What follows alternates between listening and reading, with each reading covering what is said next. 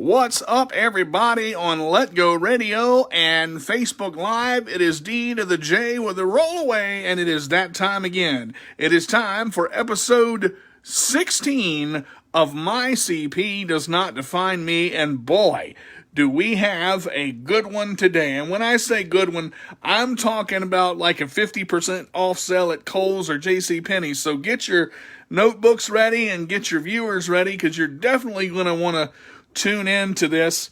About 2 weeks ago, I had this person's other half on My CP Does Not Define Me. That was Kyle Russo, and that was a great interview. But I've been looking forward to this one because this young lady that I'm going to have on today is so awesome. We're great friends in the CP chat that I'm in, and with Kelly's Choice, and I'll let her introduce herself. So today I'm going to have Miss Kristina McCormick on My CP Does Not Define Me. How are you, Kristina?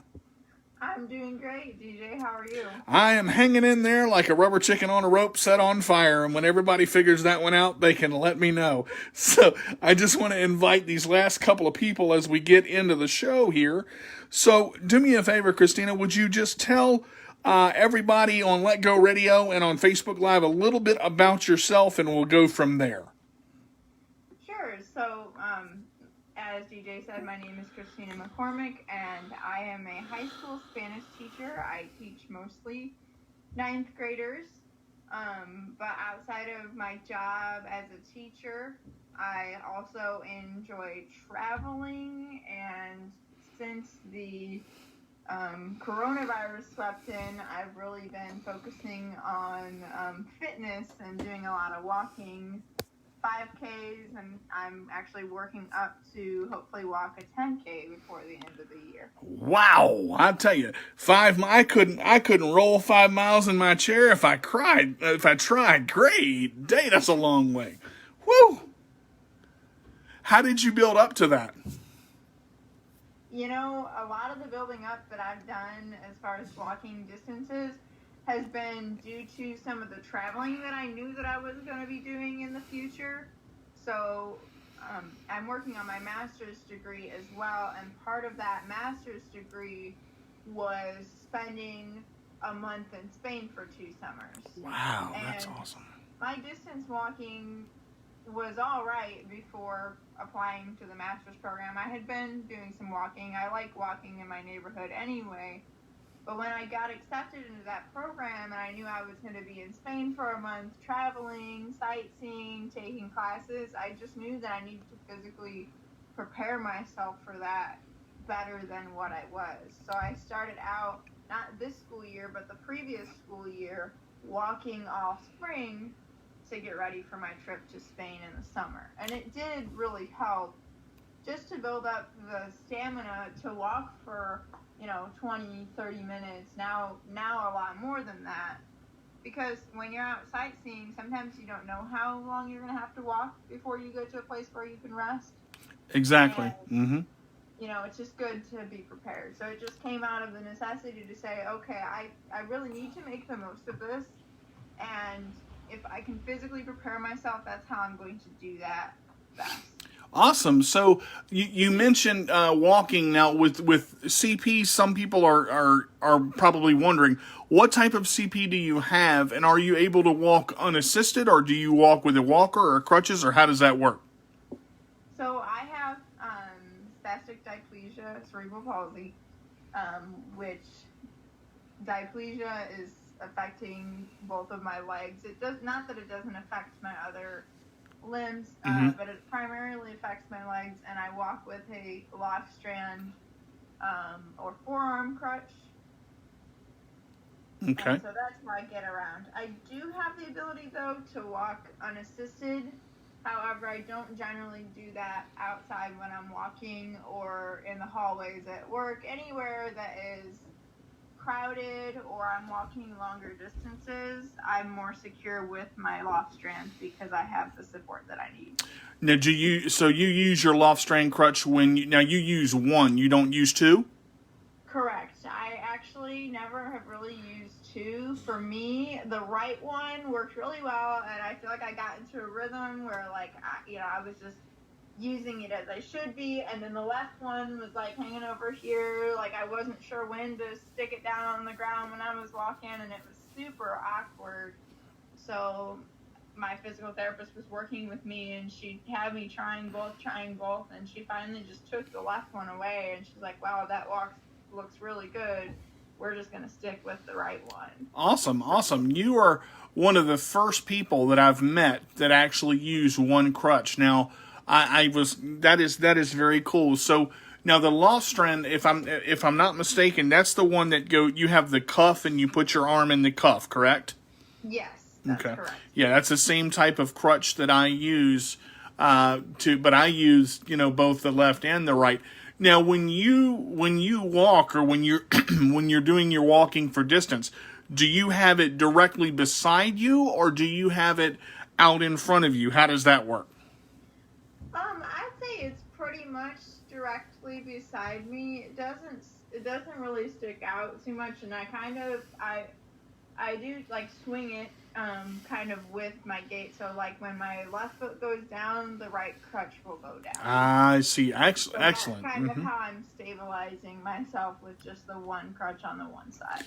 All right, so let's get into a couple of questions now. Like I said, we've got about an hour, so we're going to get into some pretty deep stuff here. Now, you are, as you said, a Spanish teacher, so you're bilingual because you have English and Spanish. What made you want to get into teaching, and what decided that career path for you? So, it's interesting because teaching for me has been something that I've always said that I wanted to do as ever since I was a little girl. And I think a lot of that has to do with the teachers that I had who believed in me and, didn't see me as any different because of my CP. They knew that I was smart and capable and, wanted to help me. And I guess I just wanted to be that help for somebody else down the road and help them to understand something new. Right. Awesome. So did you know when you were in high school that you wanted to do this, or when did you decide, listen, I'm gonna pursue a teaching career. This is what I want to do. It's what I'm passionate about. Yeah, all through high school, I knew that I wanted to be a teacher, and I was really set on that. And I'm the type of person that gets my mind set on something, and it's hard for anybody else to change my mind. And I want to stick to what I say I'm going to do. And I guess I didn't really decide to teach Spanish until I was about a junior. Mm-hmm. I had always been good at Spanish. I liked both Spanish and English. So I had thought about being an English teacher for a time.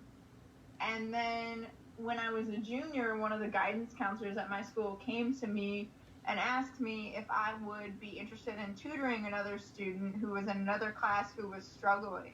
Mm-hmm. And I just found that to be a really unique opportunity, and I really enjoyed helping her. And then after that experience, my counselor and I sat down and, we're talking about my career plans, and she's like, have you ever just thought about teaching Spanish? I know you say that you like English too, but you're obviously, passionate about Spanish and you want to help people understand it. And it just was like, oh my gosh, I can't believe I didn't think about that. Mm-hmm.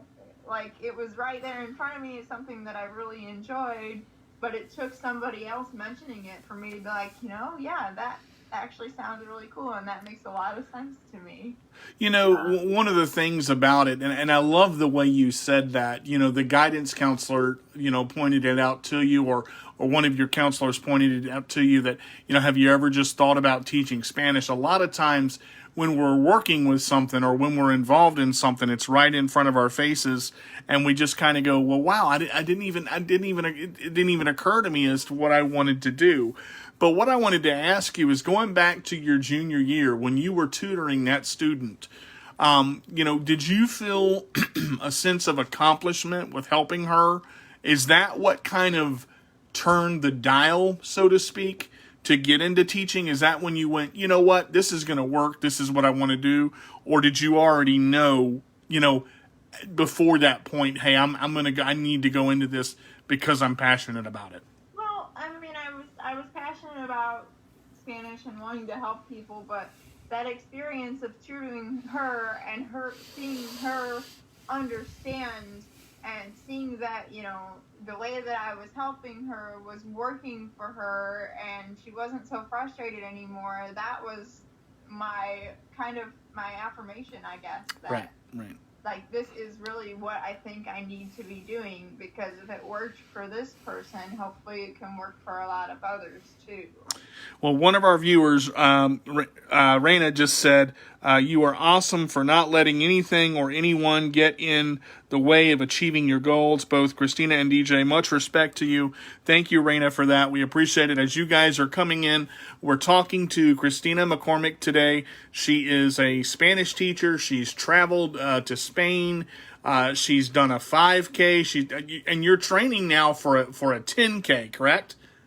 Yeah, and I'm not really following any specific training plan for the training, but I'm just kind of doing what I can to build up to longer distances, and my hope is to have that 10K done before the end of the year. Awesome. Well, good luck to you on that. I know you can do it because you can do anything you set your mind to. Like I said, we've worked together with Kelly's Choice and with our CP Talk group. That is just amazing. Now, one of the questions I want to ask you, where do you teach, and how did you get into, like, when you went to apply for teaching? What is one of the things that you had to go through to be a teacher? So I actually have an interesting situation because I teach at the school that I went to high school at. Wow. Okay. So, yeah, not something that everybody does. You know, a lot of people end up other places, but I went to college. I actually graduated a semester early. I did my student teaching in the fall, and then in December I was, you know, graduated and looking for a job, and I thought, oh, a teaching job in the middle of the year, I don't know how this is going to work out. I ended up finding another job about an hour and a half from where I'm living now, Mm-hmm. and I was just there till the end of that school year. At the end of the school year, or a little before, I got a call from my former Spanish teacher at the high school I went to in Streator, Illinois. And she starts telling me that she's going to be retiring earlier than she planned. And she says, I know you already have this other job, but I would just be so honored if you would apply and consider, you know, taking over a part of this program for me. And I was just kind of taken aback. I wasn't expecting to hear from her. Mm-hmm. And, you know, and looking at it, I'm like, okay, I liked the job I was at. It was a great school. But the idea of going back home to the school that did so much for me and, you know, working with some of the same amazing teachers that I had as my colleagues, I really just couldn't pass it up. Not to mention being closer to my family too, which was also a plus. What a blessing that is, and what an inspiration. You know, you were talking about it, and you just hit it right on the head. For your teachers to believe in you that much and know, you know, the impact that you had, you know, not only going to school there and graduating there, finishing early, but they had enough faith in you and enough respect for you as an individual, you know, CP aside, to say, look, this Kristina would be perfect for this. Let's go ahead and bring her in and get her interviewed and all that. What an awesome story that is. Yeah, it's just, you know, it's really funny how things happen, and there's things that happen in your life and you're just like, it had to have been meant to be. I mean, it just really was just a huge blessing, and I'm so thankful so many times throughout my career that I have colleagues that have always been supportive of me, and it's just really awesome for them to to see me in that role and for me to collaborate with them. And, I feel like they really don't see me any differently because of my CP. They want me to be, the best that I can be, and they're supportive of that. And I think that's the one thing that we want in life. Having CP, just to be seen as, CP or not, we can do things the way we do them, and we deserve a shot at accomplishing our dreams. And I think if people can step back and see that we are normal people and we can accomplish our goals, I think the world itself would be a better place. Just let us do our thing and let us show you that just because we have CP and we may have to do things a little differently, and we'll get into that a little bit more, later in the show, but we can do those things that we want to accomplish, and we can accomplish our dreams. Right. I mean, we are absolutely capable of so many things. I think a lot of times we just are missing the opportunity for someone to just let us show them what we can do and how well we can do it. And, it really stuck out to me a while back. I had a teacher, he's a mentor of mine, but he's also was my teacher for 2 years in high school. And he just kind of stopped me one day and he was like, you're in year 3 and you're doing great. And I just want to tell you that you are a true professional educator. He's like, when I was your age, when I was starting out, I just needed to have somebody tell me that you are a professional and you're doing the right thing. So he just felt that he needed to tell that to me in that moment. And I sat back and I was like, well, gee, I mean, I've been doing this for 3 years. I guess I am a professional at it at this point.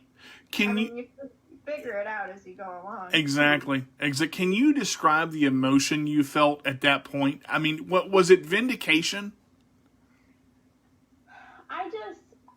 It took me aback. I mean, this particular mentor of mine is someone that I can go to when I've had a bad day, and we've talked about a lot of things.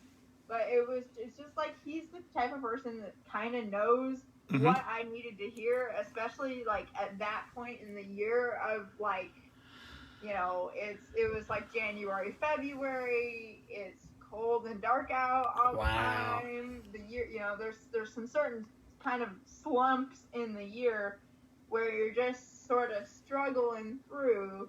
And I just feel like he knew, and it was just nice to have that affirmation that somebody noticed that I was doing everything that I could. Now, the fact that you got this teaching job at your alma mater, that you've gone through the interview process, I'm sure a lot of people with cerebral palsy are wondering, or with any disability are wondering, what was the interview process like? I mean, because you said you had, your former Spanish teacher call you and ask you to pick up this program. What was that interview process like as far as going through it? How did you feel? What happened to get you into the job? Well, the interview process, every school does their interviews a little bit differently. And the interesting thing about this interview process is one of the people interviewing me was someone who also had worked there when I was in school. So one of the questions that I got that others probably don't get was about, the teacher that I had and what did I like that she did, but then, what was I going to do to make this program my own, and what was I going to do different? And I had said, I'm her student and I have a lot of respect for her, but, I also have my own goals and aspirations for this program, and I want to make it my own as well.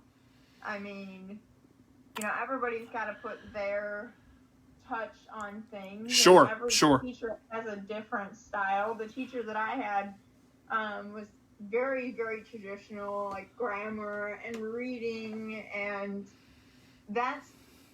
those are good skills to have, but I am a lot more interactive. I'm the type of teacher that's got people up, moving around, talking. I mean, we're doing games. Sometimes I feel like, the kids don't really even realize that they're learning something. Right. Because I like to have fun with it too. So you make it fun. So you actually made it your own by having your own style added to it, as well as learning and getting the most efficient, out of what you're teaching.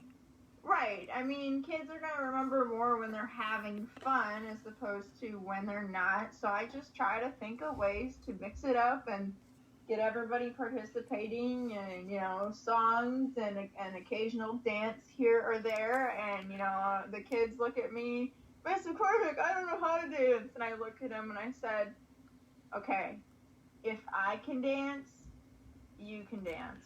See, and let's be real here. And that right there, see, you're breaking the barrier between I can't. You're showing students that, look, my disability doesn't matter. I'm going to put my best foot forward, my best crutch forward, my best will forward, whatever it is. If I can do it, you can do it. And that's inspirational inside of itself. I think that's amazing. I just think that's amazing.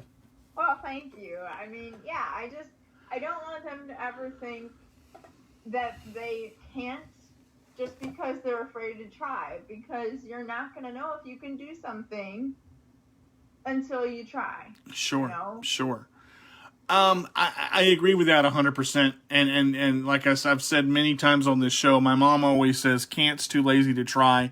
And you got to put forth the best effort that you can, and other people will see that. One of the questions I've got for you on the show today was, being that you're teaching, how does CP affect your teaching? I know in the classroom you have to kind of watch everybody. So you've got your, say you're writing something on the blackboard, and you need to address a problem. How does your CP affect that, and what kind of things affect your CP while teaching? So along the lines of what you said about, writing on the board and, an issue needs to be addressed, that's actually something that mentor teacher, the mentor that I was telling you about earlier on the show, something that he sort of suggested for me, because part of the mentoring program at my school is having your mentor come observe you during some lessons. And during one of the particular lessons that I was doing, I was at the board writing some stuff down. Now, some other teachers have the physical ability to stand at the board and sort of turn sideways and write and still be looking out at the class. I can't do that. So if I'm writing on the board, I need to be facing the board and hanging on with my left hand so that I can keep my balance while I'm writing. So one of his suggestions, so that I can, keep an eye on the kids while we're doing notes and I'm writing on the board, is to have a document cam. So I have a document cam that's angled so I can stand behind it and write what I'm writing that's projected on the board, but I can see everybody while that's going on. And just having, them knowing that I'm seeing them, it makes it a lot easier to address any issues or disruptions that might come up while that's going on. Wow, what an awesome way to do that. Cindy said, I love how she teaches her class. Thank you, Cindy, for that. And guys, thank you all so much for your comments and everything that's coming in. I'm sorry I'm not getting to all of them, but we've got so much going on with the show. This is so interesting. I want to get as much in here as I can with Kristina. Excuse me. One of the questions I wanted to ask also, now, you said a lot of times that you're holding on with one hand and writing on the board. Do you ever sit down in like a rolling chair and use that to turn? Have you ever done that or thought about that? Well, chairs with wheels are kind of bad for me because I'm kind of uncoordinated and I don't have a lot of leg strength as far as like to be able to scoot myself around with just my legs when I'm in like a rolly chair. There are days when I sit down a lot more. There are days when I'm on my feet a lot. I try to break up my classes into like some guided practice type things where they're in groups and I can sit down. So just the way that I structure my class, I think, allows me the freedom to go sit down when I need it. And especially with my upperclassmen too, I notice that I'm not always able to like come to their desk and squat down for very long to look at something with them. But they've known me, some of them, for several years now. If they've got a question and I happen to be sitting down, they will come to me and just bring it to me, and we'll sit and go over it. And how does that make you feel? I mean, it makes me feel good, I guess, that they're, after having me as a teacher, they're becoming aware of, others' needs, and having, I guess, that that understanding of, that we all need something different, and I'm doing my best for them. They're going to do my best for me. Their best for me. Sure. Great. And just, and I've set up my classroom as well to allow for sitting down. This year will be a little bit different because of the situation that we're in globally. But I also have some group tables at the side of my classroom where often if a student has a question and they really want to sit down and look over something, I'll direct them to come sit over there, and I will just pull up a chair next to them so that we can look at it together. Sure. I got two questions here from our viewers that are in right now. Charles actually asked, and I'm not sure what he means by this. I think one is teaching assistant, but he asked, do you have a TA or an EA? And I'm not sure what he means by that. I'm not. So if you can write that out, Charles, that'd be great. Do you know what he means by TA or EA? TA, I would assume, would be a teacher's assistant, and TA would be something similar. Okay. So you don't have any kind of, do you have a teacher's assistant at all? I do not. And that's something, for me, I feel like I'm very proud of, being able to do things independently. So it might actually be hard for me to be okay with accepting that help. But logistically, too, a lot of times I think it might be an issue just because I don't tend to have a lot of students with IEPs. I'm not saying that I don't, but I don't have a lot. And once we're past a certain percent, you need an aide in the classroom. But I feel like if I asked for one and didn't really need one, I'd be taking that aide away from a student or group of students who could benefit from that. And your outlook on life is amazing. That is determination in itself. Now, JP actually asked, always struggle to write on a chalkboard and having it be legible. CP affects my handwriting. And he also said, sounds like having a tablet connected to a digital whiteboard would be useful for you. Write on the tablet and it's projected on the board behind you. So I don't know. How do you struggle writing straight on a chalkboard? I know CP affects my writing. How does that work for you?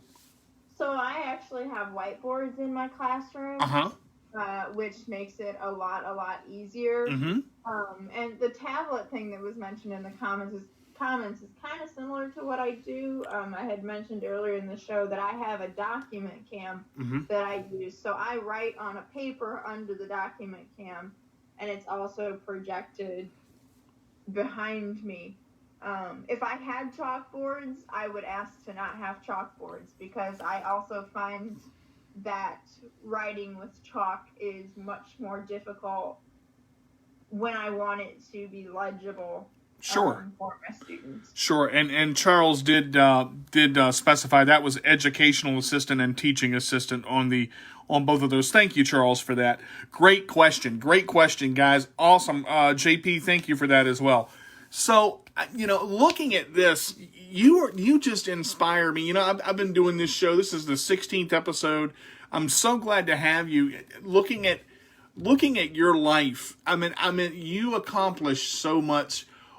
I mean, aside from, holding on to the board with one hand to be able to stand and the writing and things like that, what would you say your biggest struggle is with cerebral palsy and teaching? Ooh, that's quite a question, DJ.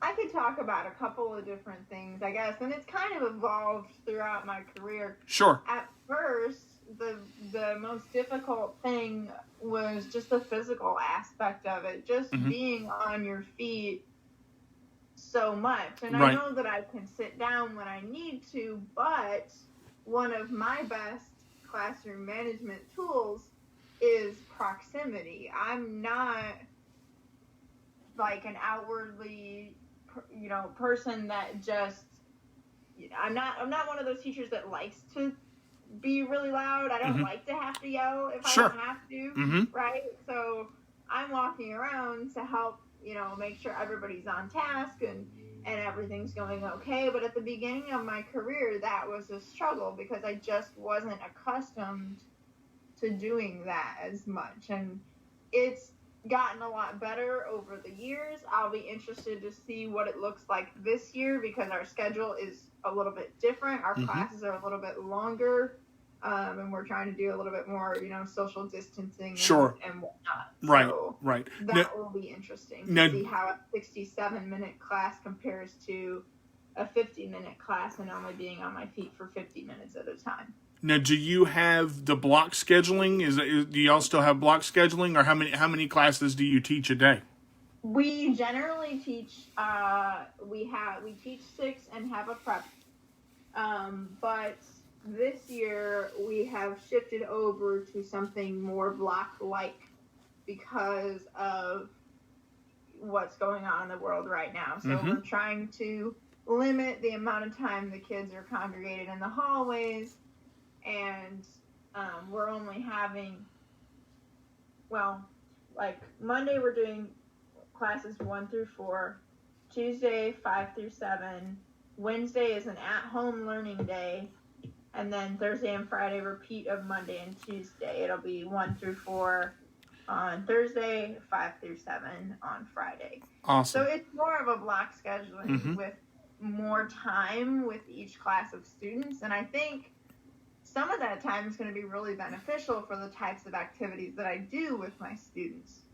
But it will just be interesting to see how that physically affects me going through the school year. All right. Now, this next question I may have to break down a little bit, but we'll see.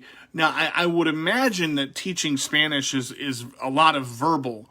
What is the pace like compared to the physical aspects of teaching where you have to write things down when you have to write them quickly or you have to get something done pretty quick compared to the verbal aspects of speaking Spanish? Are you not able to speak English in the class? Are you one of those teachers where it's Spanish only? How does that work?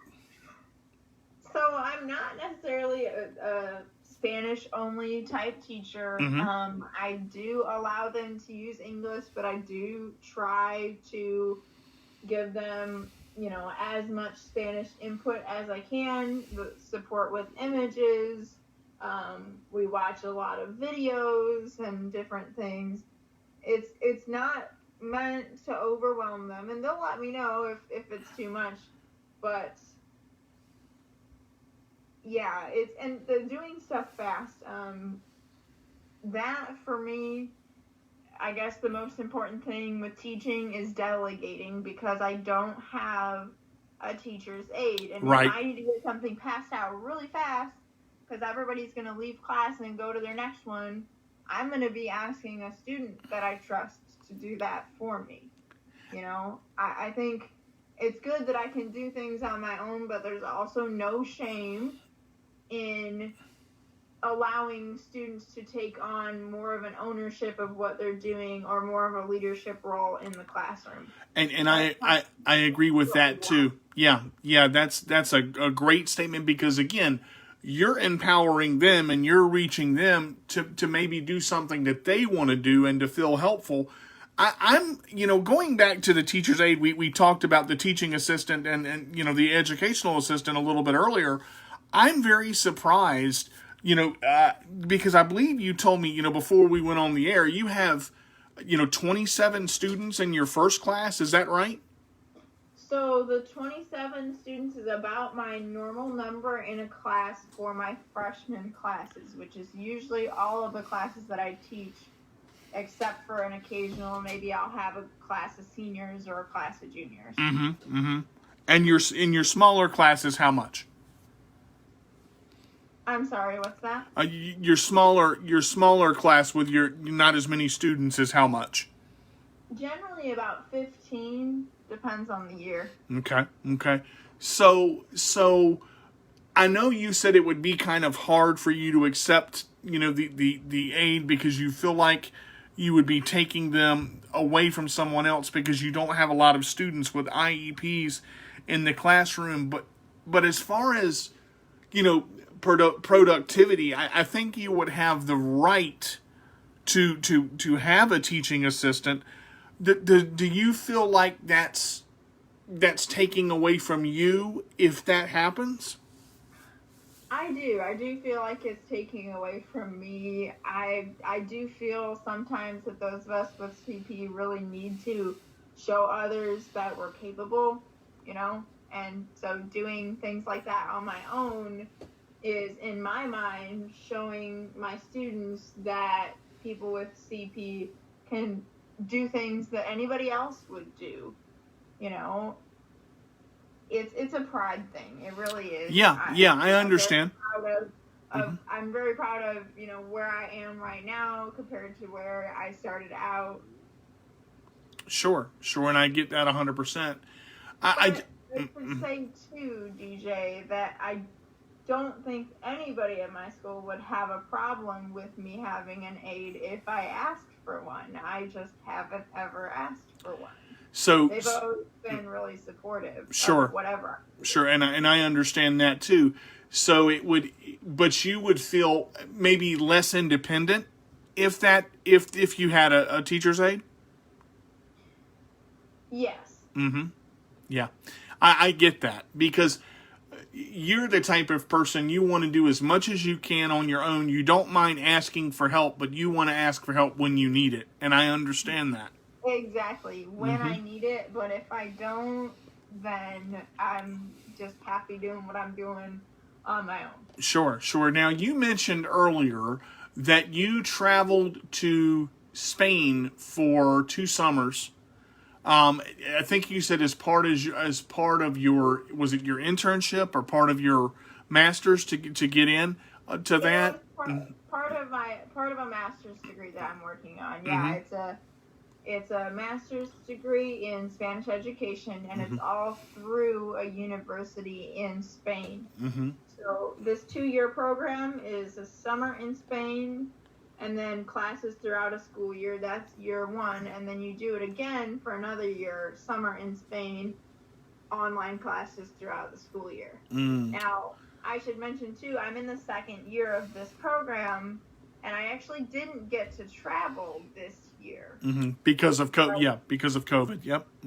Because of what's going on. But some people might see that as, and I kind of felt like it was a deterrent for a while. Like, oh, I just did all this walking, and now I don't get to use all this muscle that I've built up. And it was a disappointment. I'm not going to say, that I wasn't disappointed not getting to travel. But I was sad about it for a while, and then I thought, well, maybe this will be an opportunity to keep walking and getting stronger and get ready for next year. Right. And again, there's that determination. Now, you'll notice, and I've talked to, and if I cut you off there, Kristina, I'm sorry, I didn't mean to. Yeah. I've been talking to Kristina for 38 minutes now on this show. She is a very determined individual now, and this is something... this show is going to reach someone who is struggling and saying, I just don't know if I can do this. This proves that if you put your mind to something and if you want it bad enough, you can do it. And that is such a wonderful way of life to go through your life without regret and to give it everything you've got. That, some people with CP they struggle and they say, am I good enough? Can I get to that point of being what I want to be? And I'm in awe of what you've done, Kristina. That is amazing. Oh, thank you, DJ. That's amazing. So how was it traveling, to another country with cerebral palsy, getting on the airplane, getting off the airplane, and navigating through all that? Oh, well, what I should say is that you should never go to an airport without checking the little box on your registration that says, I would like help through security. Because somebody, me, forgot to check that little box the last trip that I made to Spain. So I got off that plane and there was no wheelchair in sight. So off I went with my suitcase, dragging it behind me. Wow. And let's just say I was tired when I got through security. I was very, very happy to find that taxi and know that I was going to be sitting for a half an hour until I got to the university dorm. I finally got my own seat. That's what I need right there. Right. Well, I mean, and it was the first time I traveled by myself out of the country. I should mention that as well. Mm-hmm. My other trips that I went on, like when I studied abroad in college, there was a group of probably 6 or 7 of us who flew over to Spain together from O'Hare Airport in Chicago. Sure. So I had built-in helpers, I guess, and they told me that they were, more than willing to help me with whatever, like grabbing suitcases off the belt. They're like, is that one yours? Okay, got it. And I was able to pull my suitcases because I had them bungee corded together. But yeah, it was different for me being by myself this second trip. It was a lot more challenging, and I wish that I would have thought that through better before I thought that I would just be okay on my lonesome, because I've been in that airport before. Now, Jill just asked this, and I think we covered it a little bit. Is that going to delay you, getting your degree because you couldn't travel this summer? Fortunately, no, it's not going to delay the degree. So the in Spain portion, quote unquote, of the master's, I was able to complete those classes through video conference this summer. Okay. They used a platform similar to Zoom, and they would put the link up on our website for the masters, and we would just click and go in, and we could, follow along with PowerPoint slides that our professor had up on their screen. There was a group function. It could put us as students into groups.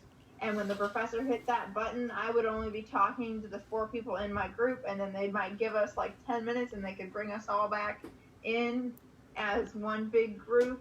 So it was a very unique experience. Yeah, to say the least. I'm thankful that I was still able to complete the classes that I had, because now it's not going to delay anything, and I'll still be done by May of 2021, I guess it will be. Awesome. Now, I've got one more question about travel, and then we're going to get, because your other half is actually online with us now. We've got actually quite a few viewers on the show here today. So I wanted to ask you, what were the living arrangements like, and how did that work in Spain? Because I don't know how the handicap accessibility is over there, or the accessibility over there for disabilities, or how did that work out, and what did you have to do for that? So accessibility there, it's not, they don't have ADA over there, so it can be challenging. But the building that I stayed in while I was taking classes was a brand new dorm building. I think it had been open for like a year. Wow. And so being so new, it was much, much more accessible. The hallways were pretty wide in the dorm. The rooms themselves were not super narrow. They had a couple of nice functioning elevators as well.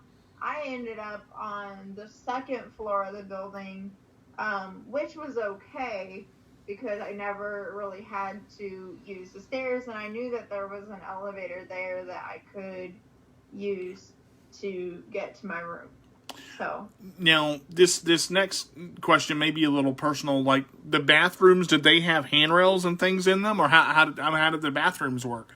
they did, and I noticed that, and I appreciated that because, I know that depending on what CP affects most, you need wider doorways, wider hallways, and hand bars in the bathrooms. Mm-hmm. I did notice that they had them there. Even like the shower I had was a pretty decent sized shower, and then I'm looking around. I'm like, there's got to be a handrail or something here.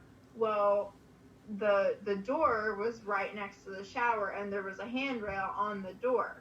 So Wow. Once I figured that out and had to, because I should also mention it was really cool too. The dorm actually had private bathrooms. Oh wow. To the dorms, so that was really awesome too, because going to college, it was always just everybody on your floor. And so I think too, as someone with a disability, having the space and the privacy and not having to walk 3,000 miles down the hall, for that kind of thing. Sure, that's a benefit in itself. Yeah. Yeah. So it's amazing. So Spain doesn't have ADA over there, and yet all of that was accommodated for you in this new building. That is amazing. Yeah, I feel like in my experience, the mindset there is just different. Mm-hmm. They look at it as more of just an accessibility and enjoyment for everybody thing, as mm-hmm. opposed to a nuisance that they're going to add in, handrails or whatever. So yeah, a lot of the newer buildings had them. Now the older buildings run into issues because they're historical, and then things have to be added, and there's certain parameters to be able to add them to those places. Mm-hmm. So there were also some places that I traveled that didn't have castles and different stuff like that. They're not going to have an elevator there, and so that was one of those things where I would have maybe had to rely on somebody else a little bit more, and have been okay with it because I wanted to enjoy the experience. Right.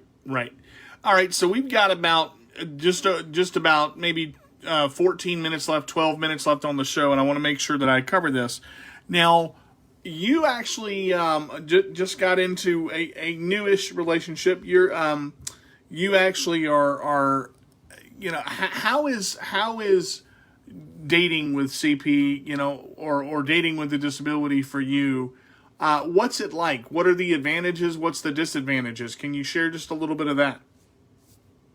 Yeah, dating with a disability, I feel like it kind of should be like what dating is like for anybody else, but mm-hmm. I definitely think that for me personally, thinking about relationships, the thing that always made me nervous was would that person's family accept me as I am and not see me as being incapable because I have CP. Not everybody knows somebody with CP. Not everybody knows what it is or mm-hmm. understands that I'm, very intelligent and very independent. Right.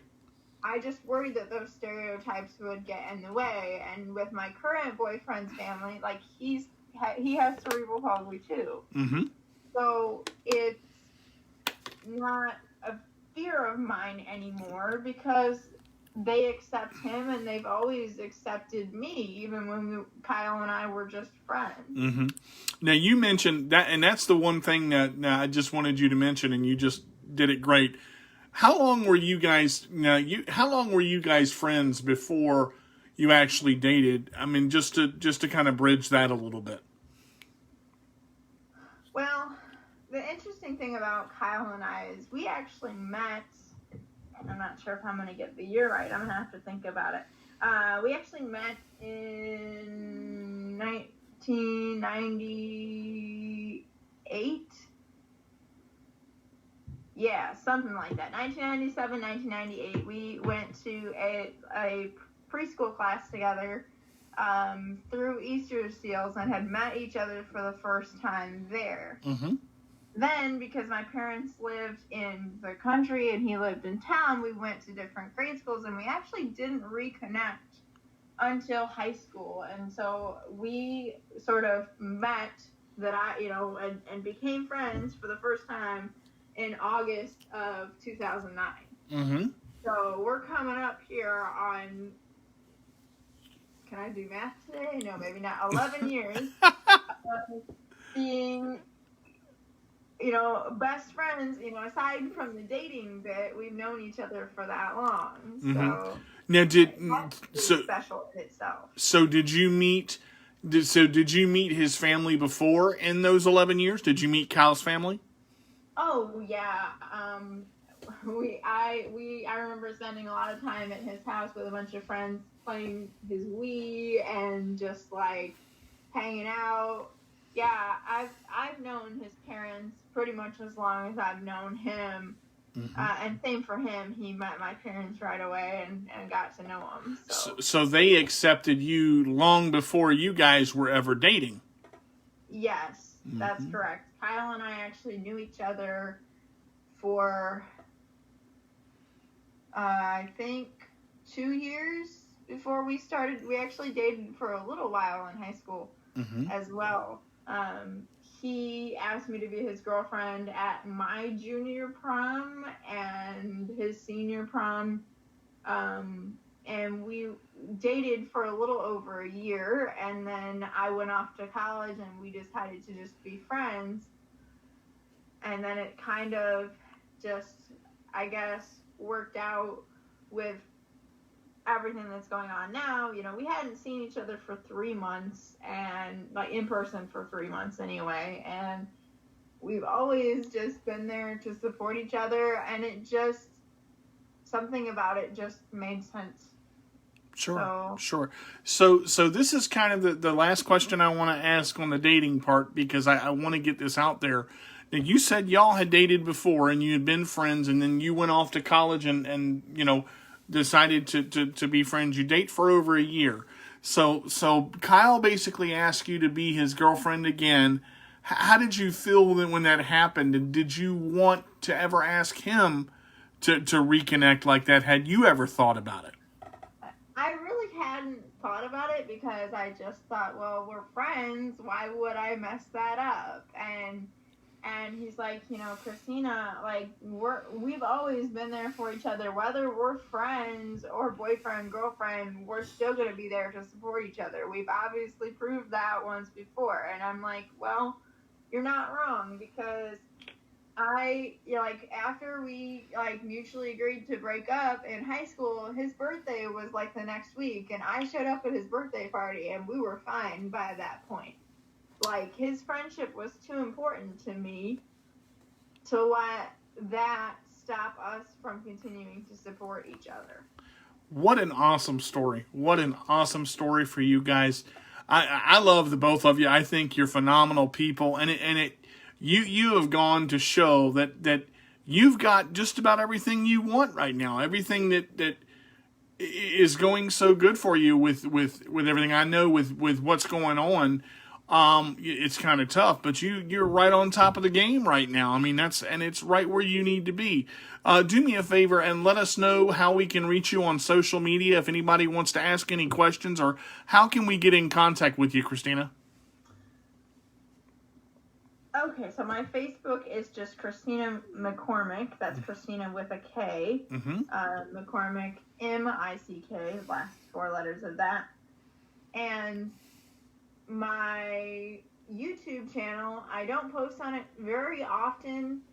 Anybody that's in physical therapy currently, just need some encouragement, you can check out my YouTube channel. That's what a majority of my YouTube videos are about. It's just about the frustrations and triumphs of physical therapy. Okay. We've got about 4 minutes left, and I want to give you this opportunity. If you were to reach out to somebody out there in Radio Land or on Facebook, can you just leave us with a word of inspiration for our viewers if they're thinking about maybe something they want to do or something they would want to go for? Would you leave us with a word of inspiration, please?